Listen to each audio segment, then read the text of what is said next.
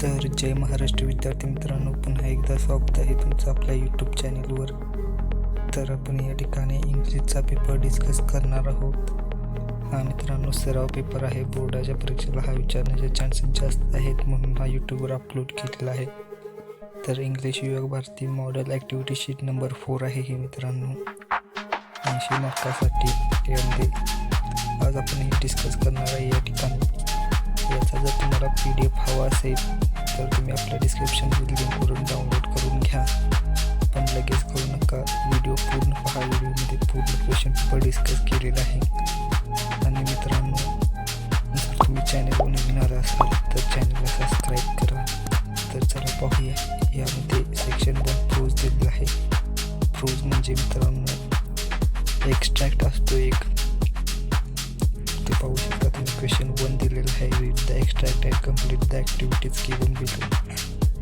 त्यामध्ये पहिली ॲक्टिव्हिटी दिलेली आहे A1, रिअरेंज करायचं आहे मित्रांनो तुम्हाला सेंटेन्स, म्हणजे त्यामधील सेंटेन्स योग्य त्या क्रमाने लावायचे आहेत मित्रांनो. तुम्हाला एकदा एक्स्ट्रॅक्ट पूर्ण दाखवून देतो.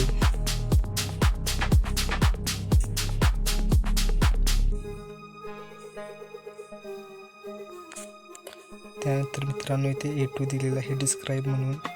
डिस्क्राईब द ॲटमॉस्फिअर वेन सोपी रिच नियर द चर्च. मित्रांनो ही ॲक्टिव्हिटी तुम्हाला पूर्ण करायची आहे 2 मार्कासाठी. त्यानंतर एक्सप्लेन करायला काही A3 ॲक्टिव्हिटी दिलेली आहे. हे सर्व मित्रांनो तुम्हाला पर्सनल रिस्पॉन्स दिलेला आहे. हे सर्व प्रश्न तुम्हाला ह्या एक्स्ट्रॅक्टच्या आधारावरून सोडवायचे आहेत मित्रांनो. यामध्ये लँग्वेज स्टडीज आणि व्होकॅब्युलरीचा प्रश्न विचारला जातो. तुम्हाला लँग्वेज स्टडीला 2 ग्रामरचे प्रश्न विचारलेले आहेत, ते बघून घ्या मित्रांनो. व्होकॅब्युलरी तुम्हाला कॉलम मॅच करायचे आहेत. त्यानंतर क्वेश्चन 1B दिलेला आहे लँग्वेज स्टडी. यामध्ये डू ॲज डायरेक्टेड 2-3 ॲक्टिव्हिटी दिलेल्या आहेत, ते तुम्हाला योग्य रीतीने सोडवायचे आहेत मित्रांनो. खाली B2 दिलेले आहे स्पॉट द एरर म्हणून. मित्रांनो या पेपरमध्ये 2 एक्स्ट्रॅक्ट दिलेले आहेत. पहिला आपण पाहिला, हा दुसरा एक्स्ट्रॅक्ट असणार आहे 12 मार्कासाठी. यामध्ये देखील सेम क्वेश्चन असणार आहेत. हे तुम्हाला एक्स्ट्रॅक्टवर सोडवायचे असतात मित्रांनो.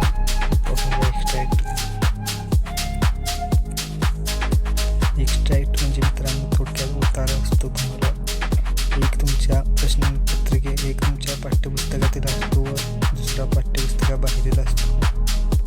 यामध्ये तुम्हाला फाइंड आउट द रिझन दिलेलं आहे. प्लास्टिक ॲडव्हान्टेजेस आहे, तुम्हाला उत्तरातून फाइंड करायचं आहे. पॉईंट आउट दिलेलं आहे A3.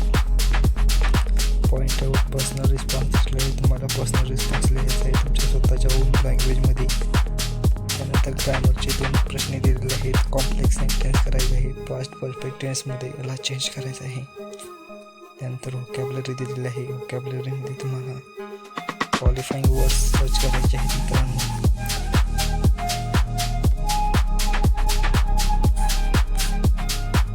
त्यानंतर मित्रांनो Bमध्ये समरी दिलेली आहे. तुम्हाला समरी लिहायची आहे. याच्यावर समरी तुम्हाला लिहिता येत नसेल तर एकदा तुमच्या पाहून घ्या मित्रांनो. समरी लिहायची आहे तुम्हाला या ठिकाणी.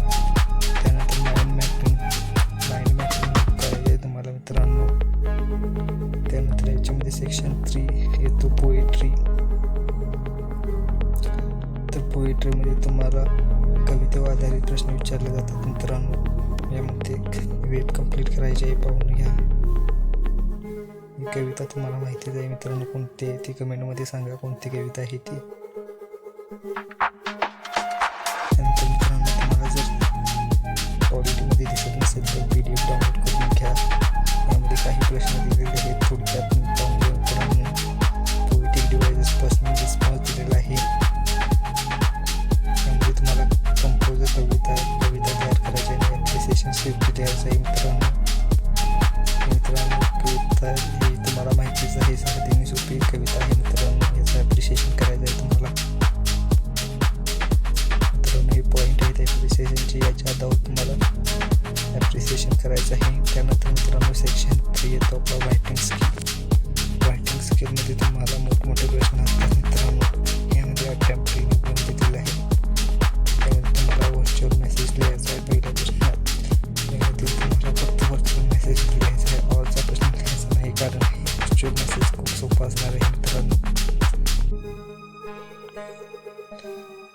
मेसेजला ऑरला मित्रांनो स्टेटमेंट ऑफ पर्पज दिलेली आहे. तुम्हाला लिहायचं नाही मित्रांनो, फक्त व्हर्च्युअल मेसेज लिहायचा आणि ग्रुप डिस्कशन तुम्हाला लिहायचं नाही मित्रांनो. त्यापेक्षा तुम्ही ईमेल रायटिंग देऊ शकता मित्रांनो. आणि तुम्ही मित्रांनो रिपोर्ट रायटिंगच्या ऐवजी इंटरव्ह्यू रायटिंग देऊ शकता. हे खूप सोपे पॉईंट आहेत मित्रांनो. खूप सोपे रायटिंग स्किलमध्ये दिलेले आहेत भाग मित्रांनो. त्यानंतर सी दिलेलं आहे attempt any one of the फॉलोइंगमध्ये प्रिपेअर स्पीच आहे मित्रांनो. स्पीच तुम्हाला तयार करायचं आहे, कंपेअरिंग करायचं आहे मित्रांनो, कंपॅरिझन करायचं आहे. आणि यामध्ये ऑरला एक्सपान्शन ऑफ आयडिया आहे मित्रांनो. यामध्ये तुम्हाला जे काही सोपं वाटेल ते लिहायचं आहे मित्रांनो. त्यानंतर डी दिलेलं आहे. डीमध्ये कोणतेही एक लिहायचं आहे, खालीपैकी रिव्ह्यू किंवा ब्लॉग रायटिंग किंवा अपील रायटिंग. माझ्या मते मित्रांनो यामध्ये तुम्ही अपील रायटिंग घेणे आवश्यक आहे.